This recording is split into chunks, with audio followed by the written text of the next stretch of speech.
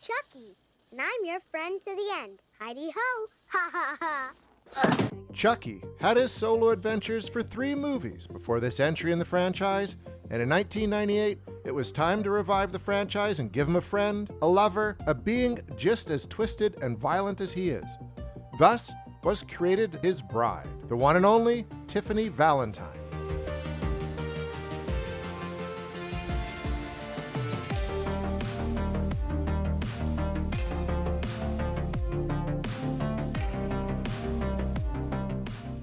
Her obsession with Chucky, predating the films, going back all the way to before Charles Lee Ray died and had his soul trapped in a doll, a woman who loved him more than she probably should have. This setup is one meant to create something entirely new, yet familiar in the Child's Play films, bringing them to the forefront and making them a bunch of money. The film was a mild financial success and a mitigated as best critical success. So, what the happened to Bride of Chucky? Don't fuck with the Chuck! How did the team behind Bride of Chucky make this entry in Charles Lee Ray's adventures? Well, as a fourth in the series, a lot of elements had been established which should have been followed or not. This here is dark, filled with truly messed up humor at times, with a pretty big cast and some bloody kills. The film takes our anti-hero and brings him into the pre-Y2K era with more humor than fans were used to from his films, a brand new look and a brand new bride. Here, the film starts with a cop stealing evidence and bringing it to a stranger in a deserted location. There, he meets a grim demise. Soon, the audience finds out that his demise came at the hands of a beautiful, buxom blonde who really wanted the package he stole for her. She heads back home, and we soon discover her doll collection and her obsession with Charles Lee Ray, and in turn, with Chucky. She pieces our anti-hero doll back together, making some cosmetic changes in the process, giving him a new look with some fun changes. She makes him look a little more badass, if you ask me. Once he's all mended, she gets on with the ritual to bringing him back. Awake! It, however, doesn't work. What a crock. In comes her current plaything, Hey, Tiffany! a very 90s, gothified Alexis Arquette. After some time spent discussing life, death, and Chucky, He's even scary! Yes, he is. they get down to business. And well, Chucky, the ever-possessive boyfriend that he used to be, finally comes back and wrecks this poor soul. Here truly starts our story. Chucky is back, baby.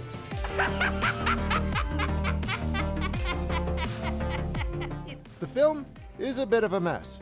It has a ton going on, but for sure it is never boring. There's something going on in each and every scene. No wasted screen time anywhere. The film, if nothing else, is fun. It also brings Chucky into the almost 2000s, gives him a bride, thus adding to the whole world he lives in.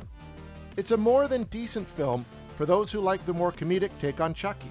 Yes, the original is more scary than funny, but the evolution here works. The film, of course, didn't exactly hit right with the critics in 1998, and even fan reviews seem split right down the middle. A quick internet search seems to indicate that an even split between those who love the film and those who just cannot connect with it, critics and viewers alike.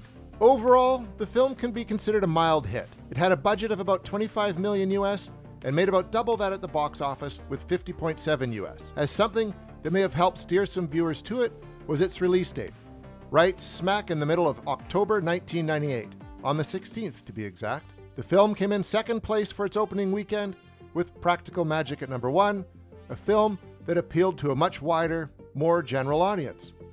The only other horror movie in the top 10 that week was Urban Legend, which was in its 4th week of release. The competition wasn't exactly fierce for horror fan money, so it did quite decent, opening with 11.8 million for the first weekend. Not bad at all considering its limited appeal outside of the horror community. Now, let's take a peek at why this movie is so much fun. The talent. Written by Don Mancini like the first 3 films, the script clearly knows how to handle Chucky and what can be done with him without making it feel completely out of character. He added the humor and wrote the part of Tiffany with Jennifer Tilly in mind, following her work in Bound, which was a bit of a challenge to get her at the time, as she was a huge star. Yet she was so into it, she had to do it. The director selected for this go-around in Chuckyland was Ronnie Yu. Most horror fans know him as the man behind Freddy vs. Jason, which he doesn't have the best appreciation for. His previous work being so incredibly varied, he feels like a director who could handle anything. Before Bride of Chucky, Yu directed Legacy of Rage, which was Brandon Lee's cinematic debut. The Bride with White Hair, which is an interesting take on the legendary Bride and a fun supernatural romance. And he had also directed Warriors of Virtue, which is either loved or hated or completely forgotten by most. But it's one film to watch first thing in the morning on a Saturday with a bowl of cereal. Yeah, his career was random before Bride of Chucky, and it remained so until his last film, Saving General Yang. In front of the camera, well, sort of, Brad Dourif comes back as Chucky's voice and seems to really be enjoying himself here being evil, cracking one-liners, playing his bride, the lovely Tiffany Valentine. In both human form and as the voice for the doll is the previously mentioned Jennifer Tilly, who is just so great here. She's having a blast and it shows. Side note, Tilly provided parts of her own wardrobe for the film due to her particular stunning figure and how she likes to look on screen.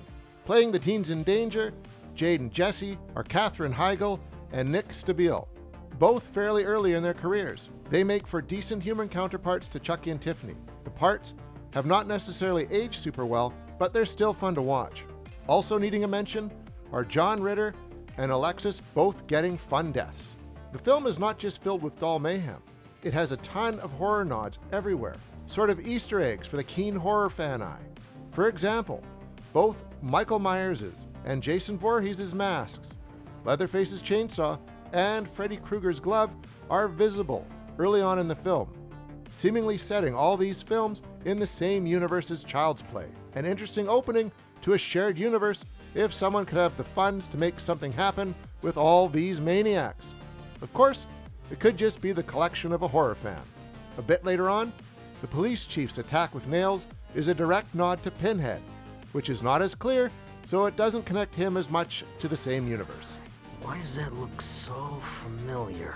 In a more subtle nod to The Omen, Alexis Arquette's character is named Damien Baylock, after the child in the film and the evil nanny who watches over him. Another more tenuous reference is one to Leatherface, the Texas Chainsaw Massacre 3, with the use of the Speakin' spell. Spell woman. Another less obvious one is Charlotte, the pet tarantula owned by Tiffany, who may be connected to Charlotte's Web.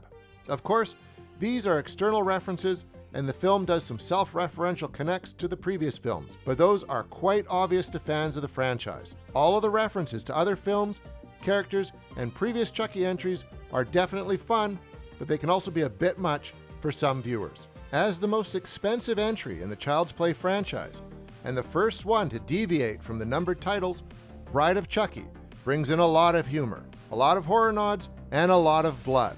The film here breathes new life into the franchise and helped it get started again. It took 7 years between Child's Play 3 and Bride of Chucky due to a low box office for the previous entry.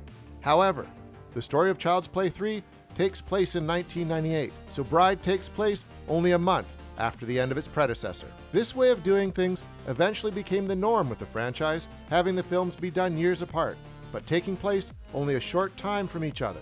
Bride of Chucky also brought in the humor that extends into the next few entries and the TV series.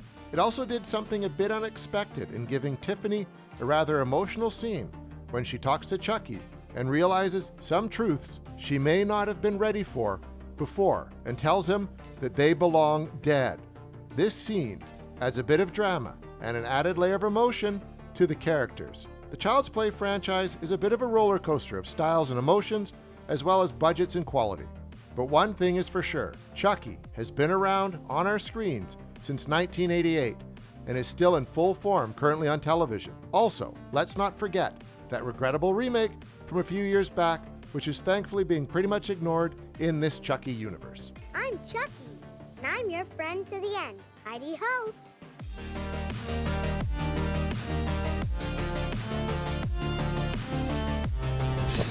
Isn't scary? Yes, he is.